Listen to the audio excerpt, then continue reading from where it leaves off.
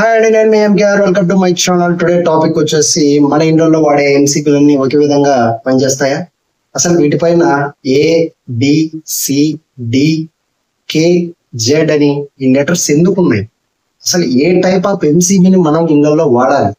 అసలు ఏ type of ఎంసీబీని మనం ఎక్కడ వేయాలి అనేది పూర్తి శాతం మీకు ఎవరికైనా తెలుసా? తెలియకుంటే వివరించేదానికి నేను రెడీగా ఉన్నాను, వినేదానికి మీరు సిద్ధంగా ఉన్నారండి.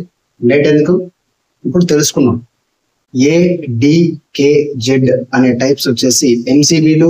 ఖచ్చితంగా అది ఇండస్ట్రియల్ సంబంధించిన దాంట్లో మాత్రమే వాడతారండి. దాంట్లో ఇగ్నోర్ చేస్తే మిగిలినది మనకు బి, సి టైప్. ఈ బి, సి టైప్ లో ఫస్ట్ బి టైప్ గురించి తెలుసుకుందాం. బి టైప్ ఎంసీబీలు వచ్చేసి 3 to 5 times వరకు, అంటే ట్రిప్ పొజిషన్ 3 to 5 times వరకు కరెంట్ రేటెడ్ కలిగి ఉంటది.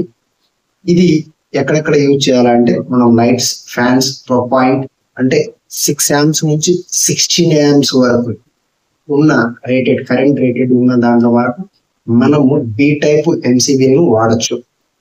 సెకండ్ సి టైప్ వచ్చేసి ఇది 5 to 10 times trip current rated లో ఉంటుందండి.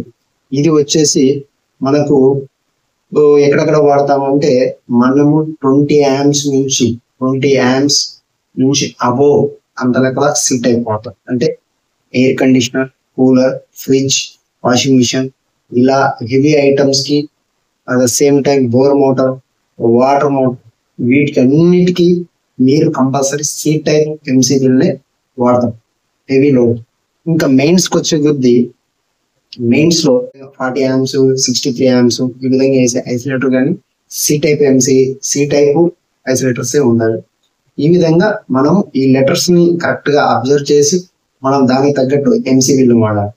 ఈ వీడియో మీకు నచ్చినట్టయితే లైక్ చేయండి. అలాగే ఇప్పటి వరకు మన ఛానల్ సబ్స్క్రైబ్ చేసుకోవాలంటే ఇమీడియట్లీ సబ్స్క్రైబ్ చేసుకోవాలి.